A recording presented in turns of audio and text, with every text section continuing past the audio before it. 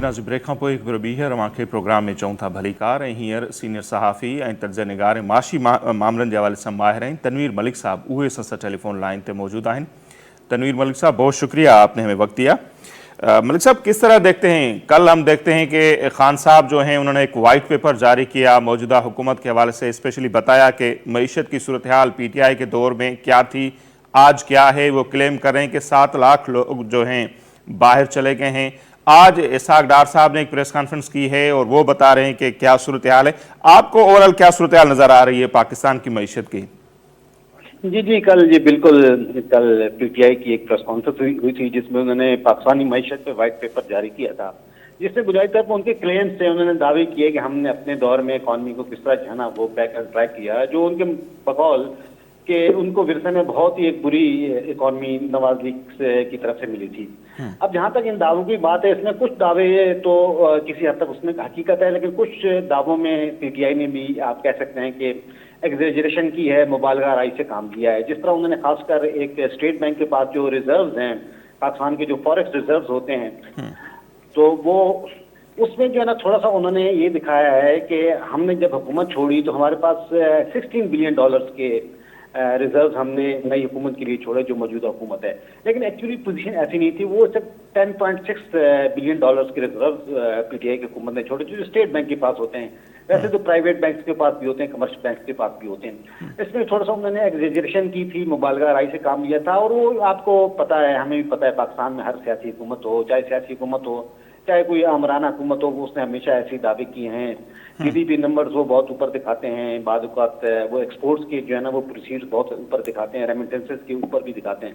सही। लेकिन उसमें कुछ हक़ाइक़ भी हैं। लाजमी तौर पे हम ये देखते हैं कि PTI के दौर में एक्सपोर्ट्स में हमें बहुत अच्छी ग्रोथ नजर आई, हमें रेमिटेंसेस में बहुत अच्छी ग्रोथ नजर आई, हमें लार्ज स्केल मैन्युफैक्चरिंग में भी ग्रोथ नजर आई। अब जो इसहाक डार साहब ने आज प्रेस कॉन्फ्रेंस की है, उन्होंने बुनियादी तौर पर उसको उनके उन क्लेम्स को रिजेक्ट किया है। अब वो फिर ये कंपैरिजन दे रहे हैं जो 2018 में नून लीग की हुकूमत का खात्मा हुआ था। सही। अब होना तो ये चाहिए था कि इसहाक डार साहब को अब ये जो 9 महीने में जो इस वक्त कोलिशन गवर्नमेंट है जिसको इस वक्त हेड कर रही है नवाज लीग, वो बताते कि हमने अभी 9 महीनों में क्या किया। अगर आप वो पूरी प्रेस कॉन्फ्रेंस में देखें तो वो आपको अक्सर 2018 की जो है ना फिगर्स आपको नजर आएंगे। वो ये कहते हैं हमने ये किया था, नून लीग ने ये छोड़ा था विरसे में, और PTI ने इस सारी इकॉनमी को डिस्टॉर्ट किया। अब वो एक बिल्कुल एक पुरानी बात होगी है, 2018 से लेकर आज तक पुलों के नीचे बहुत सारा पानी बह चुका है। अब हम अगर आते हैं मौजूदा हुकूमत की तरफ, इसहाक डार साहब को तकरीबन ऑलमोस्ट 4 मंथ होने वाले हैं। इन्होंने ये जो रीन्स ऑफ इकॉनमी पाकिस्तान की इकॉनमी को संभाला है। सही। अब इसहाक डार साहब के जो ये फरमा रहे हैं, वो जो नंबर दिखा रहे हैं, तो उसमें हमें कोई इतनी हकीकत नजर नहीं आती। कुछ दिनों पहले आपने एक प्रोग्राम में मुझे इनवाइट किया था, मैंने यही अर्ज की थी कि जो सब ग्राउंड रियलिटीज हैं वो मौजूदा हुकूमत के उन दावों की को मुकम्मल तौर पर निगेट कर रही हैं, उसकी मुकम्मल तौर पर नफी करती हैं। इस वक्त पाकिस्तान में आप देखें कि माशी सूरत हाल बहुत ही बुरी एक कंडीशन पे पहुंच चुकी है, बहुत बुरी नहज पे जो है ना वो माशी सूरत हाल पहुंच चुकी है, जिसमें आपके पास फॉरेक्स रिजर्व आपकी डिप्लीट हो चुके हैं, आपकी एक्सपोर्ट्स गिर रही हैं। अभी जो लेटेस्ट फिगर्स आए एक्सपोर्ट्स के दिसंबर में, पाकिस्तान की एक्सपोर्ट्स 16.1% के हिसाब से रेशो से गिरी हैं। 16.1% के हिसाब से पाकिस्तान की एक्सपोर्ट्स गिरी हैं, जबकि हम इसी को मुकाबले में बांग्लादेश की एक्सपोर्ट्स देखते हैं दिसंबर के महीने में, तो उनमें अराउंड 9 to 10% आपको ग्रोथ नजर आ रही है। तो बांग्लादेश की अगर एक्सपोर्ट्स बढ़ रही हैं तो इस पर आप ये एक्सक्यूज नहीं कर सकते कि ग्लोबल रिसेशन है, दुनिया में कसाद बाजारी है, दुनिया की मौशी सूरत हाल खराब है। तो या तो बांग्लादेश की भी एक्सपोर्ट्स गिरती हैं, हिंदुस्तान की एक्सपोर्ट्स गिरती हैं, हमारी एक्सपोर्ट्स गिर रही हैं। रेमिटेंसेज में उस दिन भी आपने भी एक पिन पॉइंट किया था, हमने भी बताया था आपको कि रेमिटेंसेज भी हमारी मुसलसल जो है ना वो तनज़ली के शिकार है, मुसलसल वो नीचे कर रही हैं। तो डार साहब के दावे प्रेस कॉन्फ्रेंस की हद तक तो आपको नजर आते हैं, लेकिन ग्राउंड रियलिटी उसकी जो है ना वो बिल्कुल उसको निगेट करते हैं। जी, तो आप समझते हैं तनवीर साहब कि ये जो इल्ज़ाम तराशी है यही सिलसिला पाकिस्तान में कंटिन्यू रहेगा, या वो जो तजवीज़ पहले कभी जरदारी साहब देते रहे, कभी शहबाज शरीफ साहब, अब PTI की तरफ से आ रही है कि आओ मीसा के मईशत जो हैं उस पर बैठे हैं कि किस तरह मुल्क के हालात, जाहिर सी बात है अगर माशी तौर पर हम कमज़ोर हैं तो फिर ये एटम बम भी शायद हमें ना बचा पाए, लेकिन उस तरफ हम क्यों नहीं जा रहे हैं आपके ख्याल में? نہیں، بات جو چارٹر آف اکانومی کی جو بات مسلسل ہم اور آپ سن رہے ہیں مسلسل اس حکومت کی طرف سے، اور پچھلے دور میں تو شاید ہم نے ایسی کوئی بات نہیں سنی، کیونکہ پی ٹی آئی کا تو ایک کنسنسس تھا کہ یہ لوگ ابھی کچھ صدر عارف علوی صاحب کی طرف سے یا اس کی طرف سے اس طرح کے بیانات بیچ میں آئے؟ اصل میں زرداری صاحب، عارف علی صاحب کی اتنی حیثیت کو میں نہیں مانتا، کیونکہ وہ ایک سیریمونیل فگر ہیں، وہ پریزیڈنٹ کا آپ کو پتہ آفس ہوتا ہے، پھر اصل پارٹی کے ہیڈ عمران خان ہے۔ عارف علی صاحب بالکل صدر پاکستان ہیں، ہمیں ملک کی صدارت سے کوئی ایشو نہیں ہے، لیکن آپ بھی جانتے ہیں، میں بھی جانتا ہوں کہ پی ٹی آئی میں جو ڈیسیژن میکنگ ہے وہ عمران خان کے پاس ہے، وہ ایک ون مین شو ہے، سولو فلائٹ ہے، خان صاحب جو فیصلے کرتے ہیں تو وہی جو ہے نا وہ فیصلے۔ اب جہاں تک بات ہے کہ چارٹ آف اکانومی کے لیے ایک پولیٹیکل کنسنسس جو ہے نا وہ ایوالو کرنا پڑے گا۔ پولیٹیکل کنسنسس اس وقت جو ہے نا آپ کو بالکل نظر نہیں آتا۔ آپ یہ دیکھتے ہیں کہ پاکستان میں سیاسی جو تقسیم ہے، پولیٹیکل پولرائزیشن ہے، وہ بہت زیادہ بڑھ چکی ہے۔ دونوں اطراف سے آپ دیکھ رہے ہیں کہ ایک ایکوزیشن ہیں، کراس ایکوزیشن ہیں، ایک دوسرے پہ الزامات ہیں، در الزامات ہیں، تو اس میں تو آپ کسی کو انٹروین کرنا پڑے گا۔ اب میں اس بات کو تو میں نہیں دہرانا چاہتا کہ کون انٹروین پاکستان میں کرتا ہے اور وہ لوگوں کو ٹیبل پہ لا سکتا ہے، لیکن اس حد تک میں آپ کی اس بات سے اتفاق کرتا ہوں کہ پاکستان کو ایک منیمم ایجنڈا پاکستان کو ایک بنانا پڑے گا، جس میں معیشت کو ہم نے سر فہرست رکھنا ہے، کیونکہ اس وقت معیشت ہمارا سب سے بڑا چیلنج ہے۔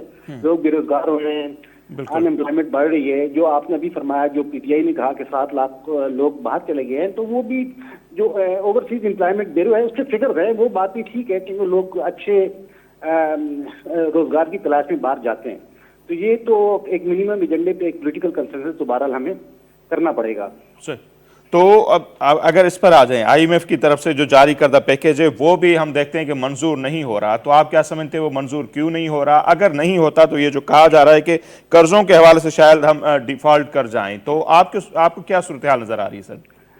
جی آپ نے کل بھی ایک دیکھا، حکومت نے میجر لیا کہ مارکیٹس کو کلوز کیا جائے۔ اس کے ساتھ ساتھ ایک اور چیز جو ذرائع سے آ رہی ہے، میڈیا میں بھی رپورٹ ہو رہی ہے، آپ کو سوشل میڈیا میں بھی نظر آ رہی ہے کہ آئی ایم ایف کی شرائط کو ماننے کے لیے شاید حکومت کچھ اور مشکل فیصلے کرنے جا رہی ہے۔ مثال کے طور پر وہ پیٹرولیم لیوی کو شاید زیادہ بڑھا دیں، ٹارگیٹڈ سبسڈی دیں جو کمزور طبقات ہیں، لیکن اب جو بار بار جو ہم کہہ رہے ہیں کہ یہ آئی ایم ایف ایک ہماری اصل میں ایک ضرورت بن چکا ہے ابھی، کیونکہ جون تک یہ ہمارا پروگرام ہے ان کے ساتھ، اور اس میں جو ہمیں باقی جو رقم ملنی ہے تو سب تک تو ہمیں کچھ کڑوے فیصلے کرنے پڑیں گے، کچھ کڑوے ڈیسیژن لینے پڑیں گے تاکہ ہم آئی ایم ایف پروگرام میں باہر آ جائیں۔ اس وقت پاکستان کو جو سب سے بڑا مسئلہ درپیش ہے وہ پاکستان کی ایک تو بیرونی قرضے کی ادائیگی، اور دوسری امپورٹ کے لیے آپ کے پاس ڈالر ہوں تاکہ آپ اپنی امپورٹس کو فائنانس کر سکیں۔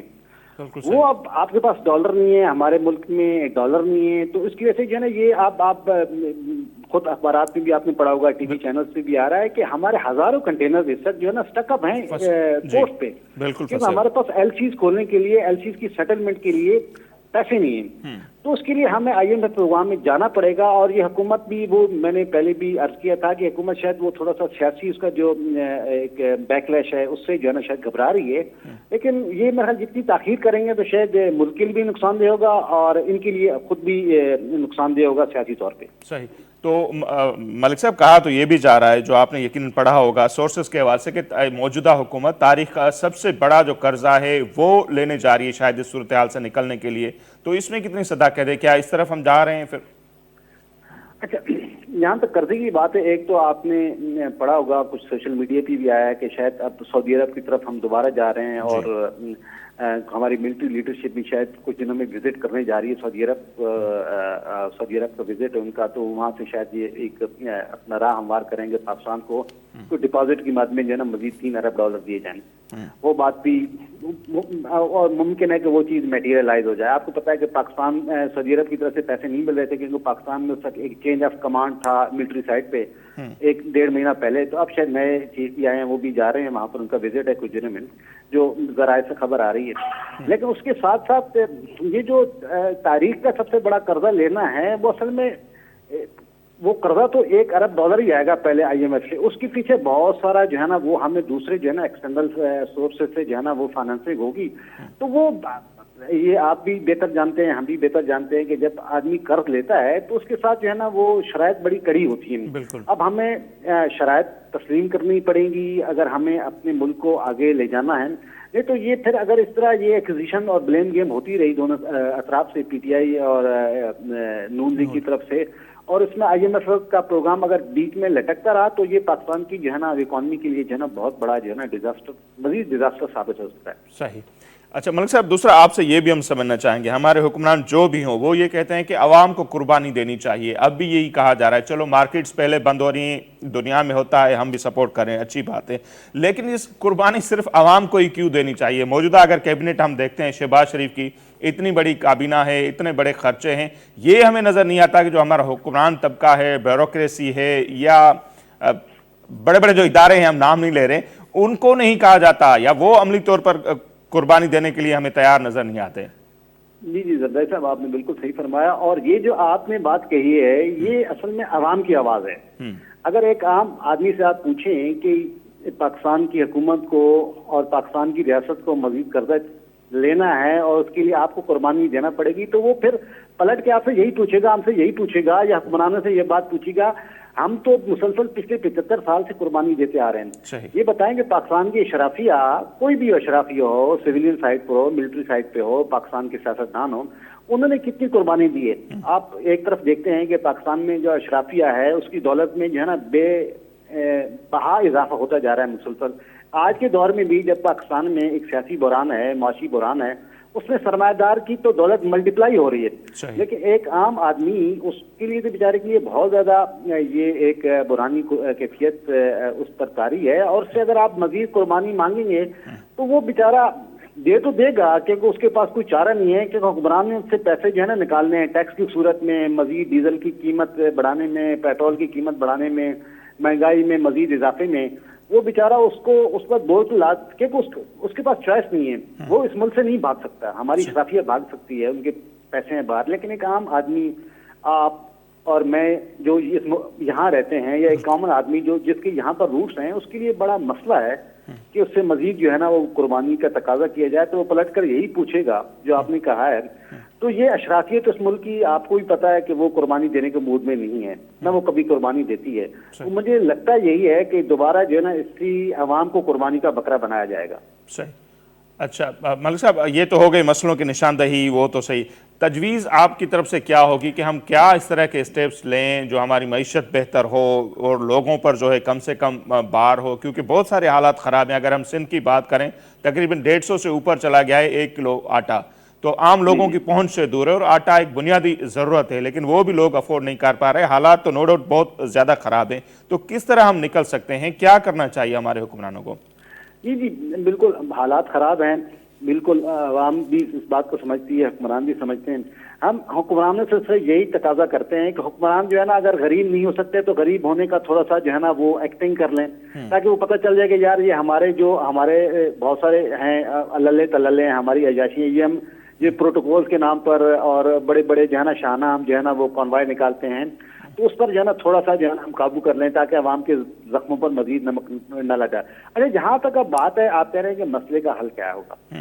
مسئلے کا حل پاکستان میں بنیادی طور پر وہی ہے کہ پاکستان میں جب تک سیاسی استحکام نہیں آتا، بالکل یہ آپ بالکل ایک رائٹنگ آن دا وال ہے، جب تک سیاسی استحکام پاکستان میں نہیں آتا، کوئی بھی بیرونی دنیا کا کوئی ملک یا ملٹی لیٹرل انسٹیٹیوشن جو دنیا کے ادارے ہیں جو فنڈنگ کرتے ہیں، جو فائنانس کرتے ہیں دنیا بھر میں، وہ اس طرح جو ہے نا وہ کھلے دل سے آپ کی طرف نہیں آئیں گے. اس کی وجہ سے، اس کے ساتھ ساتھ آپ ہمارے یہاں پاکستان سے ان حالات کی وجہ سے پاکستان میں فورن ڈائریکٹ انویسٹمنٹ بھی بہت شرنک کر گئی ہے، بالکل نہ ہونے کے برابر ہے.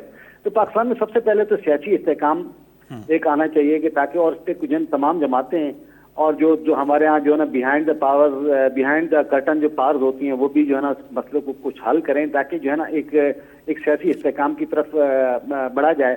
اور اس کے ساتھ ساتھ بالکل یہ بات بھی ٹھیک ہے کہ پاکستان کے معاشی حالات خراب ہیں اور پاکستان کے عوام پر بڑا جو ہے نا وہ بوجھ ہے. تو پاکستان کے جو غریب عوام ہیں طبقات کے لیے دنیا بھر میں سبسڈی دی جاتی ہے. پاکستانی عوام کو کچھ سبسڈی دی جائے جو معاشرے کے کمزور طبقات ہوتے ہیں، کیونکہ ریاست کا انسٹیٹیوشن بنیادی طور پر صرف بیرونی جارحیت کے مقابلے میں نہیں ہوتا. یہ जो दुनिया में इकोनॉमिक शॉक्स होते हैं, जो दुनिया में बहुत बड़े एक माशी झटके होते हैं, तो उससे भी आवाम को बचाया जाए। आप हर चीज अगर आप पास ऑन कर देंगे कि वहाँ कीमतें बढ़ रही हैं, अच्छा उसके लिए जन आपको कुछ टारगेट सब्सिडी देनी पड़ेगी, लोगों को कुछ रिलीफ देना पड़ेगा, कुछ आपको ऐसे एडमिनिस्ट्रेटिव मेजर्स भी लेने पड़ेंगे। जो आपने अभी मिसाल दी, जो 150 रुपए किलो आटा चला गया है सिंध में, और खासकर जो है ना सिंध के दारुल हुकूमत में, जो उनका कैपिटल सिटी है कराची, वहाँ पर जो 150 चला गया है, अगर आप उसके मुकाबले पंजाब में देखें तो कीमत कम है आटे की। बिल्कुल कम है। ठीक है, इसका मकसद ये है, इसका मतलब ये है कि कुछ एडमिनिस्ट्रेटिव इश्यूज भी हैं। पाकिस्तान में नाजायज मुनाफाखोरी है, ज़ख़ीरा अंदोज़ी है,